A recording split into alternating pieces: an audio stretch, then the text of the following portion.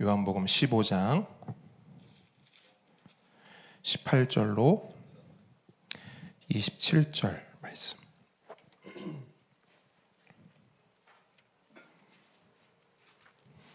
우리 한 절씩 교독하고요. 27절 말씀은 한 목소리로 읽도록 하겠습니다. 제가 먼저 읽습니다. 세상이 너희를 미워하면 너희보다 먼저 나를 미워한 줄을 알라.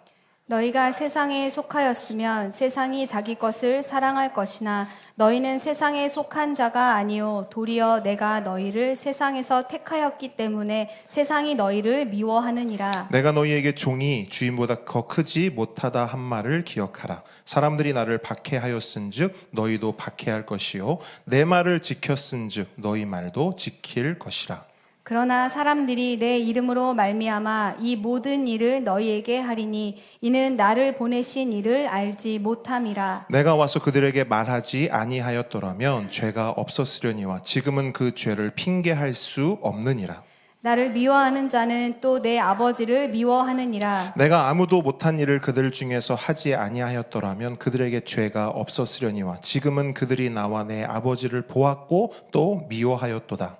그러나 이는 그들의 율법에 기록된 바 그들이 이유 없이 나를 미워하였다 한 말을 응하게 하려 함이라. 내가 아버지께로부터 너희에게 보낼 보혜사 곧 아버지께로부터 나오시는 진리의 성령이 오실 때에 그가 나를 증언하실 것이요 너희도 처음부터 나와 함께 있었으므로 증언하느니라. 아멘. 오늘의 말씀은 증인입니다. 저를 한번 따라하겠습니다. 증인. 겸손과 순종의 마음으로 오늘 이 말씀을 함께 받도록 하겠습니다. 우리는 지난주에 예수님께서 우리를 친구로 부르셨다는 말씀을 함께 나눴습니다. 그런데 여러분, 예수님께서 우리를 친구로 부르신 것은 우리에게 새로운 정체성과 더불어 우리가 감당해야 할 어떤 영광스러운 사명이 주어졌음을 동시에 의미합니다. 그 사명이 무엇이냐? 오늘 본문 말씀은 무엇을 이야기하고 있느냐면 너희들이 예수의 친구가 되었느냐? 예수 그리스도의 친구로 이 땅에 살아가느냐? 그렇다면 너희들이 감당해야 할 사명이 있는데 그것은 뭐냐? 증인으로 살아야 하는 사명이라는 거예요. 우리가 살아가는 이 세상 한복판에서 예수님을 증거하고 증언하는 삶을 살아내야 한다는 것입니다. 그렇다면 증인의 삶이란 구체적으로 무엇일까? 단순히 우리가 거리에서 전도지를 나누어 주거나 사람들을 교회로 한 사람 한 사람 초청하는 걸 말하는 것일까? 물론 그것도 너무나 중요한 증인의 삶이긴 합니다만 그것이 전부이거나 그것이 핵심이 될 수는 없습니다. 왜냐하면 성경이 그렇게 말하고 있지 않기 때문이에요. 그렇다면 성경이 말하는 증인의 삶의 핵심이 무엇인가? 여러분, 이걸 한번 생각해 보십시오. 본래 증인은 뭘 하는 사람입니까? 증인은 자신이 직접 보고 겪은 진실을 사람들에게 있는 그대로 증언하고 보여주는 것, 이것을 우리는 증인이라고 합니다. 그러므로 예수님의 증인이란, 내가 이 땅에서 예수님의 증인으로 산다는 것은 내가 아는 예수님, 내가 믿는 예수님, 내가 만난 예수님, 내가 경험한 예수님을 내가 살아가는 내 인생 가운데서, 내가 걸어가는 그 인생, 그 삶의 길 가운데서 나의 말과 나의 삶으로 증명하고 보여주는 사람입니다. 그래서 비록 내가 이 세상 가운데 살아가며 손해를 보더라도, 비록 내가 이 세상을 살아가며 조금 불편해지더라도 그런 것에 아랑곳하지 않고 예수님을 보여줄 수 있다면, 예수님을 드러낼 수 있다면, 예수님을 증언하고 증거할 수 있다면 얼마든지 그 길을 걸어가는 사람, 그것이 바로 증인의 삶인 것입니다. 그런데 여러분, 이렇게 예수님의 증인으로 살아가면 어떤 일이 일어날까요? 우리는 예수님을 잘 믿고 교회 잘 다니고 신앙생활 잘하고 그렇게 예수님 잘 전하고 살면 어떤 기대를 갖게 됩니까? 뭔가 하나님이 나를 칭찬해 주시고 하나님께서 나에게 뭔가 복된 것을 주시고 하나님께서 내 인생을 좋게 편안하게 아름다운 것으로 인도해 주시겠지라고 생각할 수 있습니다. 하지만 예수님께서는 우리에게 충격적인 선언을 하십니다. 그것은 뭐냐면 너희가 나의 증인으로 살면 세상이 너희를 환영하고 인정해 줄 거야가 아니라 오히려 세상이 너희를 미워할 거야. 보통 미워하는 게 아니라 너희들을 죽일 듯이 미워할 거야 라고 하는 너무나 뼈아픈 현실을 예수님은 우리에게 말씀하십니다. 그럼 주님은 이런 말씀을 왜 하시는 걸까요? 우리 무서워서 벌벌 떨라고? 우리 두려워서 도망가라고? 아니겠죠. 예수님께서 이 말씀을 하신 이유는 딱 하나입니다. 그런 삶이 다가올지라도, 그런 삶이 찾아올지라도 어떻게 하라고요? 물러서거나 도망치거나 한 걸음 뒤로 가지 말고 그럼에도 불구하고 앞으로 나아가라는 거예요. 증인의 삶을 살아내고 증인의 삶을 감당하라는 것입니다. 여러분 혹시 직장이나 사회생활 가운데 그리스도인답게 살려다가 그러니까 세상의 방식이 아닌 예수님의 방식, 십자가의 방식, 복음의 방식, 성경의 원리대로 살려다가 바보 취급을 당하거나 따돌림을 당한 적이 있으십니까? 이 세상은 우리가 세상의 방식대로 살지 않고 복음의 가치대로 살아갈 때 우리를 매우 노골적으로 불편해하고 적대감을 드러냅니다. 그래서 우리는 그렇게 적대감을 드러내는 그 세상 앞에서 어떻게 하느냐? 종종 세상의 눈치를 보죠. 근데 여러분 놀라운 사실을 말씀드릴게요. 그렇게 세상의 눈치를 보기 시작하잖아요. 그것은요, 우리의 영적인 습관이 됩니다. 반복되면 습관이 돼요. 그리고 그 습관은 우리를 어떻게 만드느냐? 뜨뜻미지근한 신앙으로 변질시킵니다. 그래서 분명히 신앙생활을 하거든요. 근데 이건 신앙생활을 하는 것도 아니고 안 하는 것도 아닌 그런 상태로 우리가 나아간다는 거예요. 근데 이게 어디서부터 시작되느냐? 세상의 눈치를 보기 시작할 때. 그리고 나서 결국에는 어디로 가는 줄 아세요? 신앙생활을 하는 것도 아니고 안 하는 것도 아니고 이런 상태로 계속되다가 결국에는 어떻게 되느냐? 나의 신앙을 아예 감추거나 숨기고 살아가기도 합니다. 실제로 저는 목회를 하면서 이런 고백을 하는 성도님들을 너무너무 많이 만나봤어요. 그래서 직장을 간대요. 그럼 직장에서 교회 다닌다는 말 안 한답니다. 예수 믿는다는 말 안 한대요. 이유가 뭐예요? 불편해지니까, 곤란해지니까. 그러면 그렇게 나의 신앙을 감추고 나의 신앙을 숨기며 살아가는 이유가 뭘까? 왜 이렇게 세상의 눈치를 볼까? 여러분 여러 가지 이유가 있을 수 있습니다. 뭐 우리의 성격을 이야기할 수도 있고 우리의 성품을 이야기할 수도 있겠지만 성경은요 그런 거 다 뒤로 하고 딱 한 가지를 말해요. 왜 우리는 세상의 눈치를 보는가? 왜 우리는 사람의 눈치를 보는가? 그것은 바로 우리 마음속 깊은 곳에 하나님의 인정보다 사람의 인정, 세상의 인정이 더 크게 자리 잡고 있기 때문입니다. 여러분 이것을 성경적으로 뭐라고 하는 줄 아십니까? 이런 모습을 성경은 단언합니다. 우상이라고 말해요. 이걸 우상이라고 말해요. 세상의 인정과 사람의 칭찬이라는 그 우상이 내면 깊숙이 뿌리 내려 있기 때문에 세상의 미움과 거절을 지독히도 두려워하는 겁니다. 그러니까 맨날 눈치 보고 벌벌 떨고 두려워하는 것이죠. 그래서 그 두려움이 얼마나 큰지 하나님보다 더 두려워해요. 하나님보다 더 신경 써요. 하나님보다 더 마음을 쓰는 거예요. 제가 매번 강조드립니다. 다른 게 우상이 아니에요. 하나님보다 더 크고 하나님보다 더 신경 쓰고 하나님보다 더 눈치 보고 하나님보다 더 관심 갖고 하나님보다 그것에 마음을 더 두면 그게 무엇이든 상관없어요. 그게 우상입니다. 제가 말씀드리지 않습니까? 유정훈 목사에게도 목회 중요하죠. 근데 제가 하는 이 목회가 하나님보다 더 크면 제 목회는 뭐가 되는 거예요? 우상이 되는 거예요. 목사님, 목회도 우상이 될 수 있습니까? 네. 하나님이 아닌 그 모든 것은 다 우상이 될 수 있습니다. 그래서 이런 우리에게 오늘 주님이 주시는 메시지는 명확해요.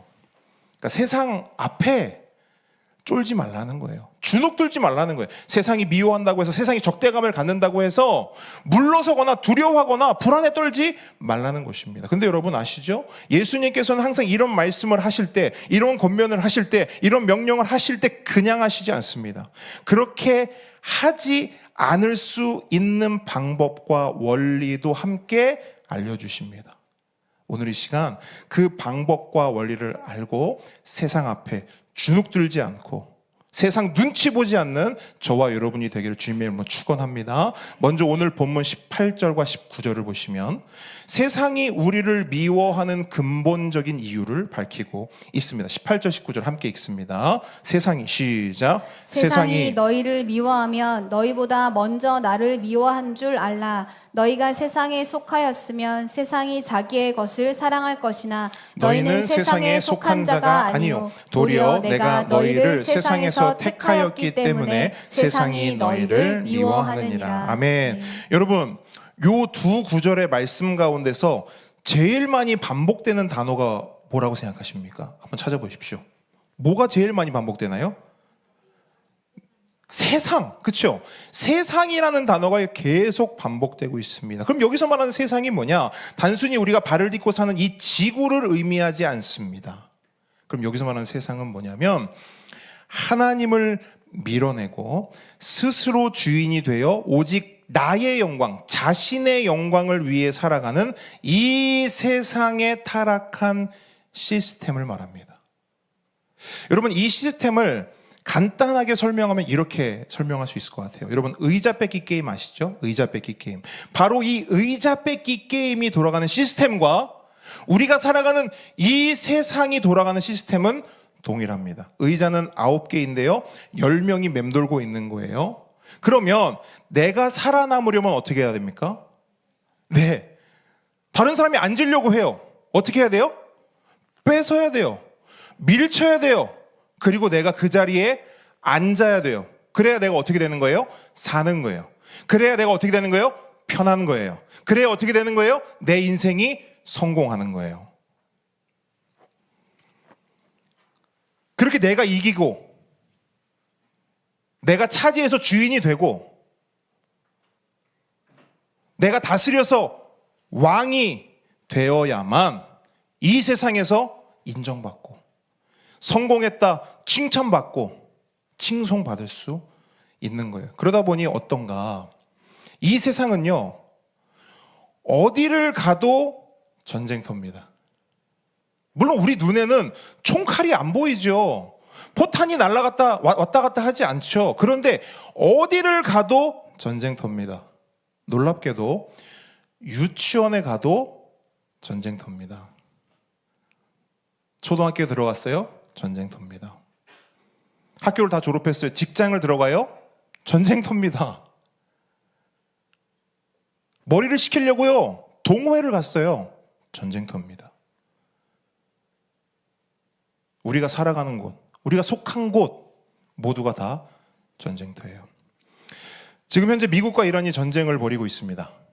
이유가 뭡니까? 저 뭐 뉴스를 이렇게 많이 안 봐가지고 정확하게 모르겠지만 전문가들이 나와서 하는 이야기들 공통점이 있더라고요. 미국과 이란이 왜 전쟁을 하고 있는가? 사실 전쟁이라고 하기에도 좀 애매하죠. 미국은 왜 저러는가? 전문가들은 이렇게 말해요. 첫째, 지지율이 엄청 떨어졌대요. 누가요? 트럼프가요. 그래서 그 지지율을 끌어올리기 위한 가장 클래식한 방법이 뭔지 아십니까? 외부의 적을 만드는 거예요. 네, 이란을 적으로 규정하고 전쟁을 일으킨 겁니다. 뭐 때문에? 내 지지율을 위해. 두 번째 뭔지 아세요? 기름 때문이래요. 석유요. 돈이요.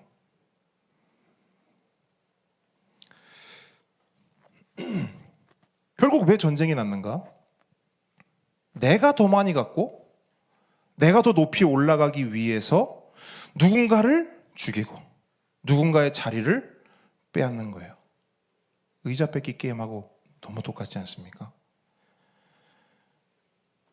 그럼 생각해 보자고요. 트럼프만 그럴까요? 권력자들만 그럴까요? 아니요. 아까 말씀드렸잖아요. 유치원부터 시작한다니까요. 어디를 가도 전쟁터라니까요. 어디를 가도 의자 뺏기 게임으로 그 시스템으로 돌아가요. 누가 높냐? 누가 주인이냐? 누가 왕이냐? 슬픈 소식은 교회 안에서도 이러고 있어요. 누가 높냐? 누가 나를 섬길래?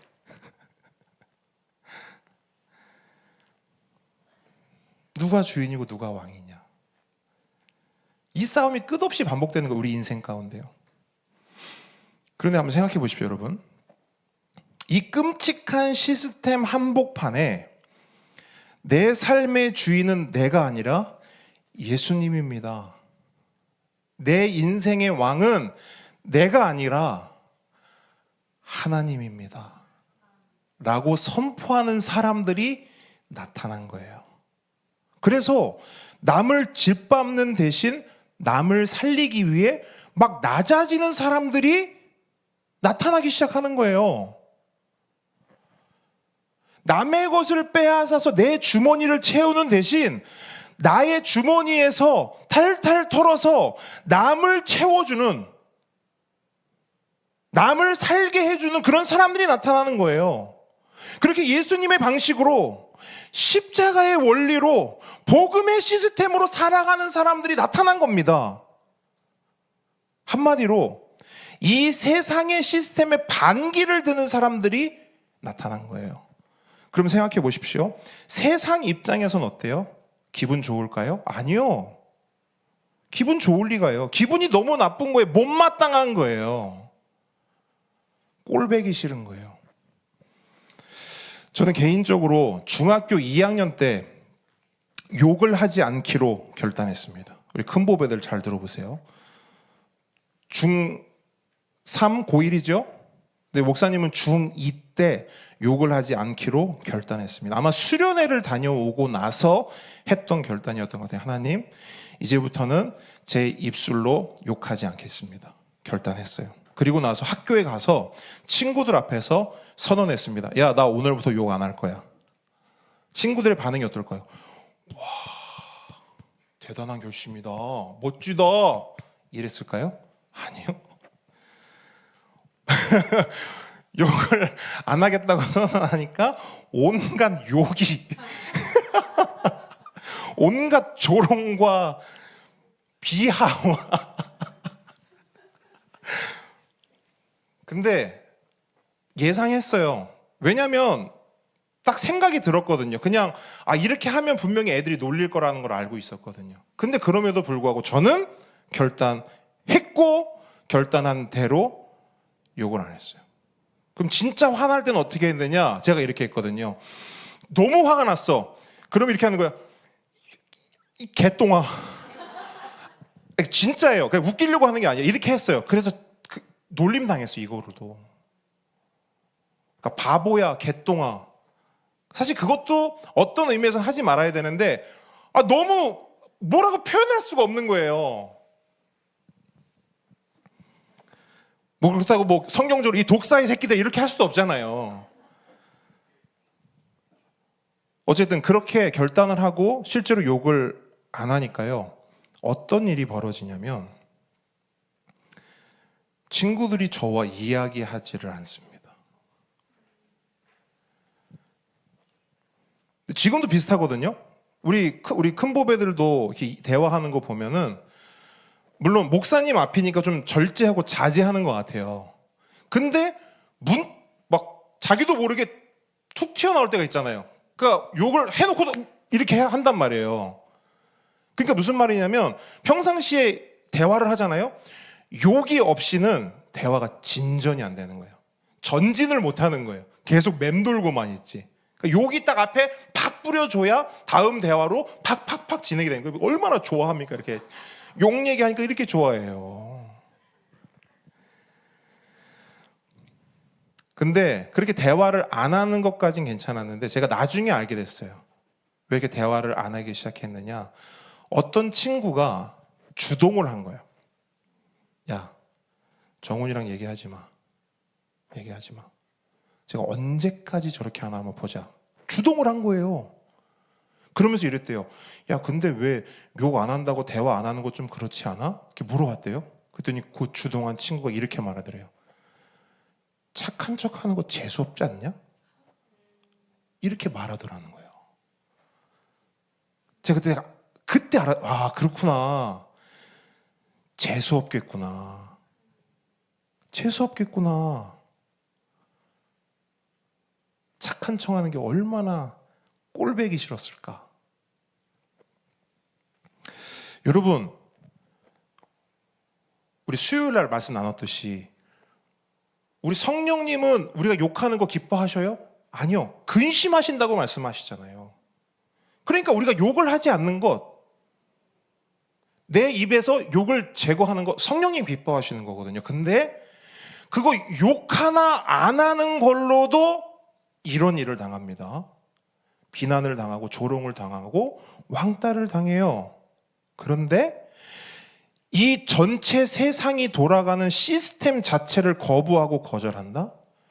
의자 뺏기가 아니라 오히려 내 의자를 내어주는, 앉지 못한 사람에게 내가 앉아있던 의자를 내어주는 그 시스템과 그 원리와 그 복음의 방법으로 살아간다? 여러분, 세상이 그런 우리를 볼 때 얼마나 꼴보기 싫겠어요. 얼마나 재수없겠습니까?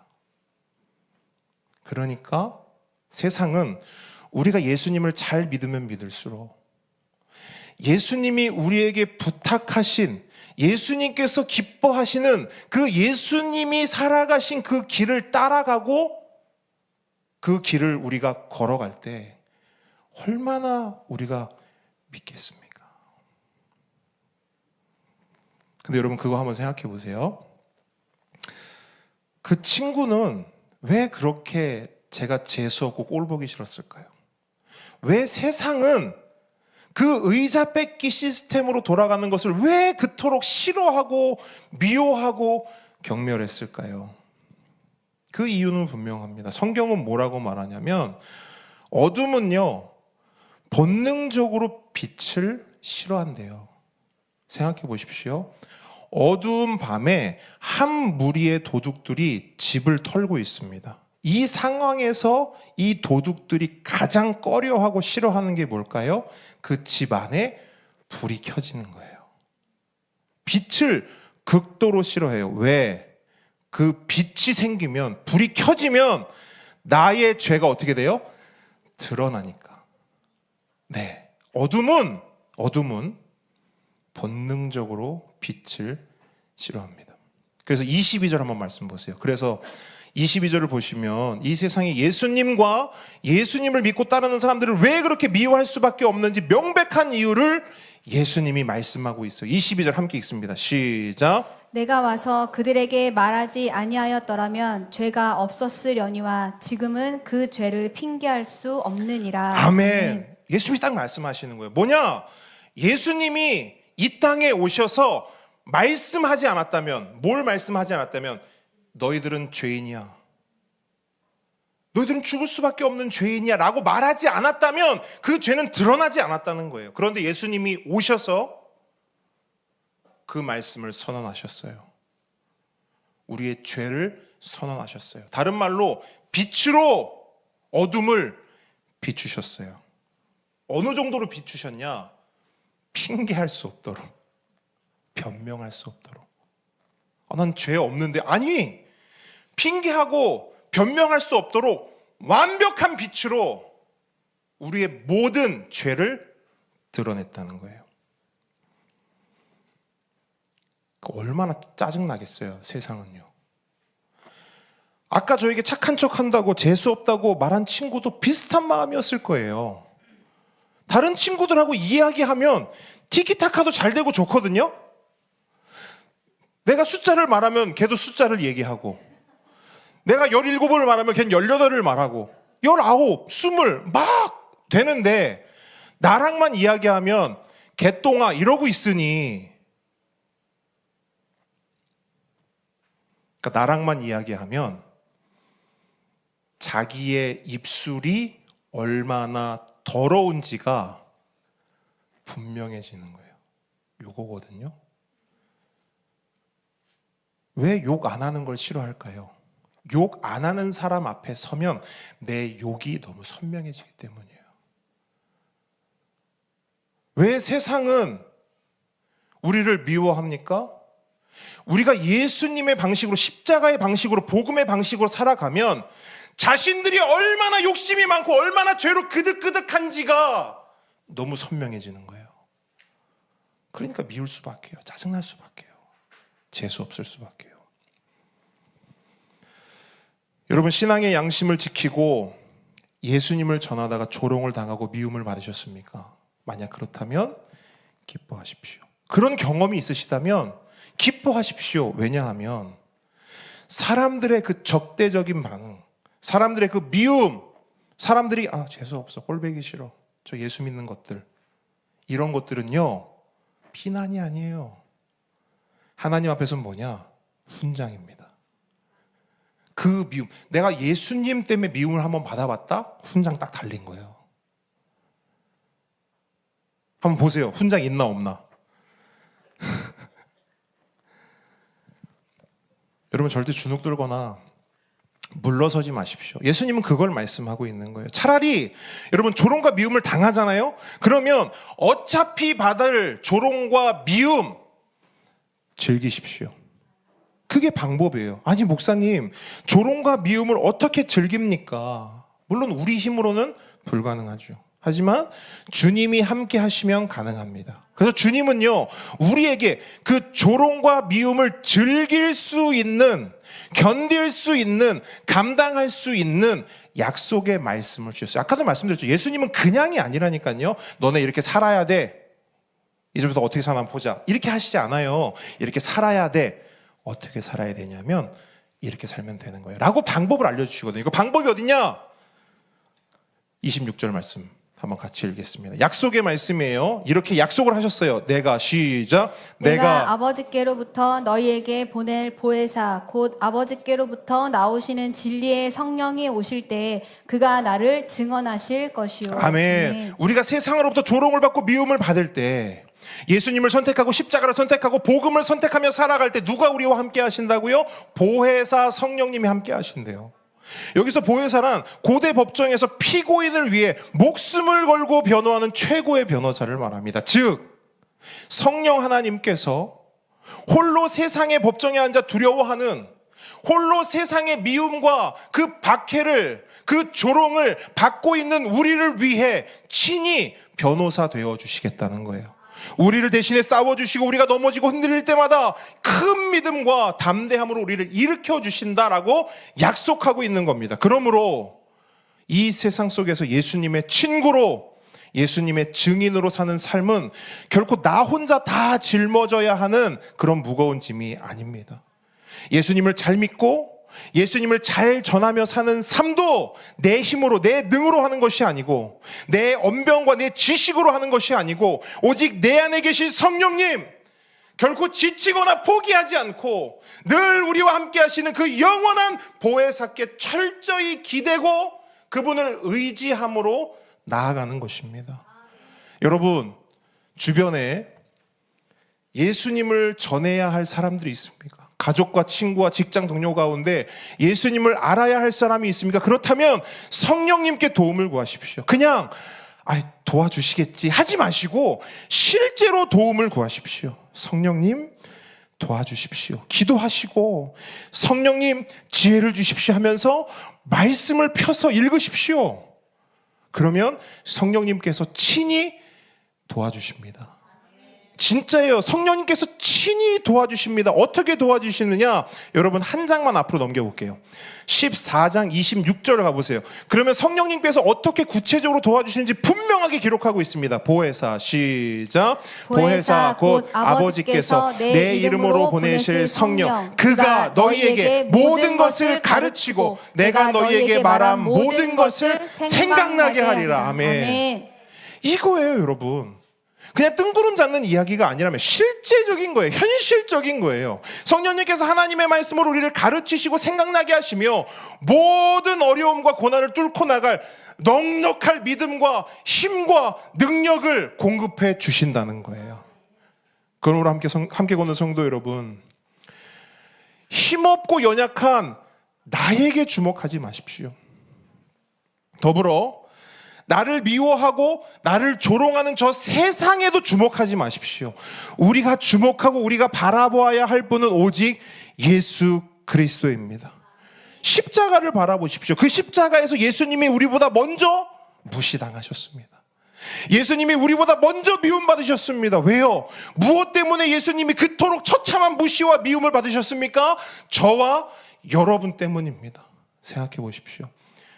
원래 우리도 빛 대신 예수님을 거부하고 거절하던 이 어두운 세상에 속해 있었습니다. 맞습니까?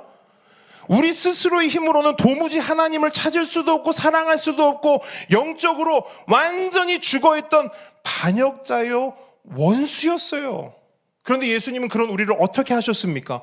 그런 원수 같은 우리를 위해 친히 십자가에서 살을 찢고 피를 흘려주셨습니다. 그렇게 세상의 칭찬과 사람의 인정이라는 헛된 우상 가운데 빠져 저 영원한 멸망으로 달려가던 그런 우리를 살려주시려고 예수님이 먼저 이 세상으로부터, 아니 성부 하나님으로부터까지 철저히 버림받고 외면당하는 가장 비참하고 처절한 미움을 온몸으로 받아내신 겁니다. 이것이 바로 십자가의 복음입니다. 그러므로 여러분, 우리가 십자가를 바라본다는 것은 단순히 예수님도 나처럼 힘드셨구나, 예수님도 나처럼 이렇게 세상의 미움을 받으셨구나 하는 위로의 수준이 아닙니다. 우리가 십자가를 바라본다는 것은 온 우주를 만드신 창조주께서, 온 세상을 다루시는 만왕의 왕께서 나를 살리기 위해 자신의 생명까지 내어주실 만큼 나는 놀라운 사랑과 인정을 이미 받아 누리고 있는 존재구나 라는 사실을요, 우리가 십자가를 바라볼 때마다 알게 되는 거예요. 우리가 십자가를 바라볼 때마다 경험하게 되는 것입니다. 함께 걷는 성도 여러분, 십자가를 바라보십시오. 말씀을 맺습니다. 우리는 왜 이 세상의 눈치를 보며 뜨뜻미지근한 신앙생활을 하고 주변 사람들이 아무도 모르게, 마치 제가 이런 생각을 해봤거든요. 어떤 성도들은요, 신앙생활을 하는데요, 어떻게 신앙생활을 하느냐, 간첩처럼 해요. 아무도 몰라, 그 사람의 정체를요. 아무도 몰라요. 무슨 비밀, 무슨 007 영화 찍는 것처럼 아무도 모르게, 들키면 큰일 나니까 아무도 모르게 그렇게 신앙생활을 한단 말입니다. 왜 그렇게 신앙생활을 하느냐? 이 세상이 더 좋으니까요. 이 세상이 더 신경 쓰이니까요. 하나님보다 이 세상이 더 중요하니까요. 그러나 십자가의 은혜를 통과한 사람은요, 더 이상 세상의 인정에 목마르지 않습니다. 사람들의 반응에 흔들리지 않아요. 왜? 온 우주의 왕이신 하나님께 가장 확실하고 넘치도록 충분한 사랑과 인정을 이미 받았고 지금도 받고 있기 때문입니다. 함께 걷는 성도 여러분, 이번 한 주간 세상 한복판으로 당당하게 걸어 나가십시오. 그리고 그 세상 속에서 먼저는 예수님의 친구로 사시고, 더 나아가 예수님의 증인으로 사는 저와 여러분 되기를 주님의 이름으로 축원합니다. 그렇게 증인으로 살잖아요? 그럼 여러분에게 다가올 그것은 무엇이냐? 환영과 칭찬이 아니에요. 미움과 조롱일 것입니다. 그러면 그때 여러분들은 뭐 해야 합니까? 그 미움과 조롱 앞에서 성령님께 도움을 구해야 합니다. 여러분, 그 순간이 성령님의 도우심, 성령님의 역사를 경험할 수 있는 최고의 기회입니다.